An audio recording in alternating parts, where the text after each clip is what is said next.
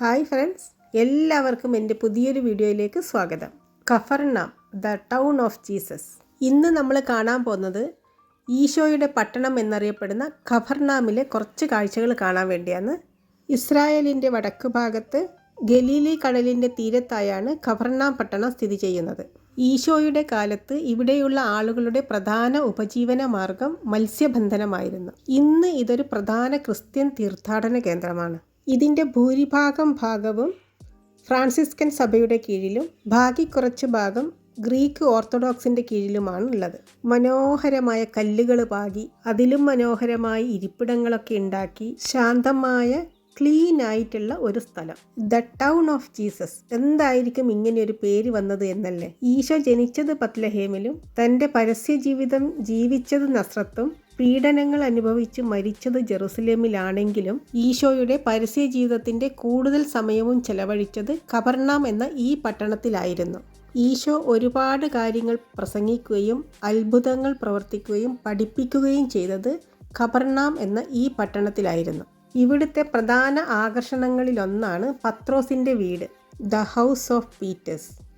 ഈശോയുടെ ആദ്യ 2 ശിഷ്യന്മാരിൽ ഒരാളായിരുന്നു ഷിമയോൻ പത്രോസും സഹോദരൻ അന്ത്രയോസും. ഇവർ രണ്ടുപേരും കഫർനാമിൽ നിന്നുള്ളവരായിരുന്നു. ഈ കാണുന്നതാണ് the memorial church of Saint Peter's. ഈ ചർച്ചിൻ്റെ പ്രത്യേകത എന്ന് പറയുന്നത് ഗവേഷകന്മാരുടെയും പഠനങ്ങളുടെയും അടിസ്ഥാനത്തിൽ ഇവിടെയായിരുന്നു പത്രോസ് ലീഹയുടെ വീട് എന്നാണ് പറയപ്പെടുന്നത്. ഈ കാണുന്നത്, ഈ ചില്ലിട്ട് സൂക്ഷിച്ചു വെച്ചിരിക്കുന്നതിൻ്റെ അടിയിൽ കാണുന്നത് പത്രോസ് ലീഹയുടെ വീടിൻ്റെ അവശേഷിപ്പുകളും അന്നുണ്ടായിരുന്ന പള്ളികളുടെയും അവശേഷിപ്പുകളാണെന്നാണ് ചരിത്രകാരന്മാരൊക്കെ പറയുന്നത്. ആ ശേഷിപ്പുകളുടെ മേലാണ് ഇന്നത്തെ ഈ ചർച്ച് സ്ഥിതി ചെയ്യുന്നത് എന്നാണ് വിശ്വാസം. അന്നുണ്ടായിരുന്ന ഈ കെട്ടിടങ്ങളുടെ അവശേഷിപ്പുകൾ കാണാൻ പറ്റുന്ന വിധത്തിലാണ് ഈ ചർച്ച് കെട്ടിപ്പൊക്കിയിരിക്കുന്നത്.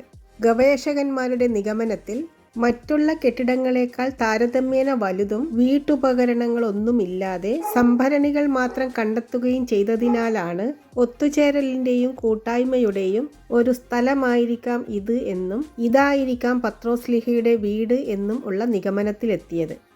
ഈശോ ഇവിടെ പ്രവർത്തിച്ച പ്രധാന അത്ഭുതങ്ങളിലൊന്നാണ് പത്രോസിൻ്റെ അമ്മായിയമ്മയെ സുഖപ്പെടുത്തിയത്. പത്രോസിൻ്റെ വീട്ടിലേക്ക് വന്ന ഈശോ കണ്ടത് സുഖമില്ലാതെ കിടക്കുന്ന പത്രോസിൻ്റെ അമ്മായിയമ്മയെയാണ്. ഈശോ കൈപിടിച്ച് എഴുന്നേൽപ്പിച്ചപ്പോഴത്തേക്കും പത്രോസിൻ്റെ അമ്മായിയമ്മ സുഖം പ്രാപിച്ചു എന്നാണ് പറയുന്നത്. അതുമാത്രമല്ല, പലതരം അസുഖബാധിതരെ ഇവിടെ നിന്നും ഈശോ സുഖപ്പെടുത്തി എന്നും പറയുന്നുണ്ട്.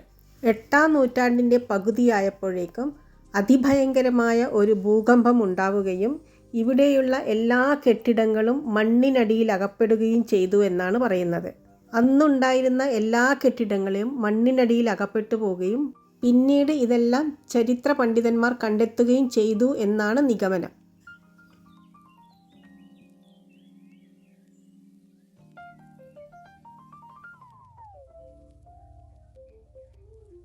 ഈശോ വേദപാഠങ്ങൾ പഠിപ്പിച്ചിരുന്നത് ഇവിടെ നിന്നായിരുന്നു എന്നും ഇതിനോട് ചേർന്ന് തന്നെ സിനഗോഗിൻ്റെ അവശേഷിപ്പുകൾ കണ്ടെടുക്കുകയും ചെയ്തു എന്നാണ് പറയുന്നത്.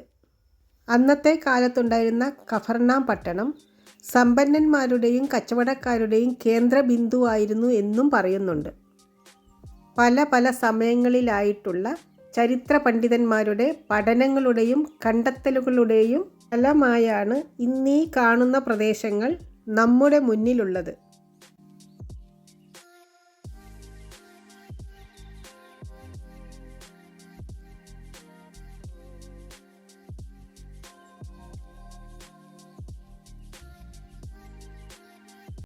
ഇതാണ് ഈശോയുടെ സിനഗോഗ്.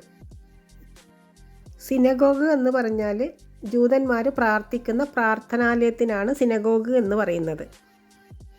ഈശോയുടെ സിനഗോഗിന്മേൽ പണിയപ്പെട്ട വെള്ള സിനഗോഗ് എന്നാണ് ഇതറിയപ്പെടുന്നത്. ഈശോ ഒരു ജൂതവംശനായതുകൊണ്ടും ചെറുപ്പകാലത്ത് ഈശോ സിനഗോഗിൽ പോയി പ്രാർത്ഥിച്ചിരുന്നത് കൊണ്ടും ഈശോയുടെ പരസ്യ ജീവിതത്തിൻ്റെ കൂടുതൽ ഭാഗവും കഫർനാമിലായതുകൊണ്ടും കൂടിയാണ് ഇതിനെ ഈശോയുടെ സിനഗോഗ് എന്ന് വിളിക്കപ്പെടുന്നത്. ഈശോയുടെ കാലത്തുണ്ടായിരുന്ന കെട്ടിട നിർമ്മിതികളൊക്കെ അവിടങ്ങളിൽ തന്നെ കിട്ടുന്ന കറുത്ത കല്ലുകൾ കൊണ്ടുണ്ടാക്കിയതും പിന്നീട് അതിൻ്റെ അവശിഷ്ടങ്ങൾക്ക് മേലെ അലങ്കാര കൊത്തുപണികൾ ഉള്ള വെളുത്ത കല്ലുകൾ കൊണ്ട് കെട്ടിപ്പൊക്കിയതുകൊണ്ടും കൂടിയാണ് ഇതിനെ വൈറ്റ് സിനഗോഗ് എന്നറിയപ്പെടുന്നത്.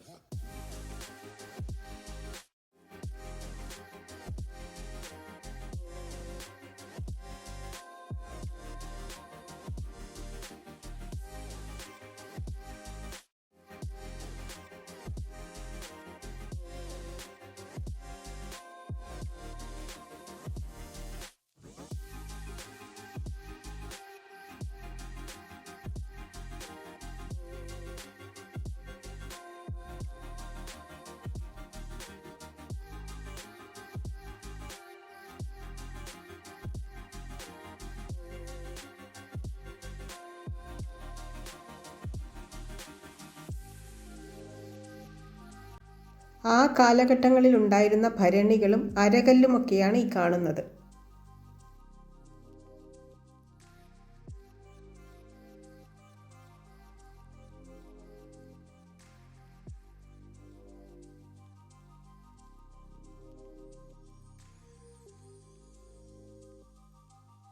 ഈശോയുടെ ജീവിതത്തിലെ പ്രധാന ഭാഗമായ ഗലീലി കടൽത്തീരമാണിത്. ഇവിടെ വെച്ചാണ് ഈശോ പ്രധാന 4 ശിഷ്യന്മാരെ തിരഞ്ഞെടുക്കുന്നത്.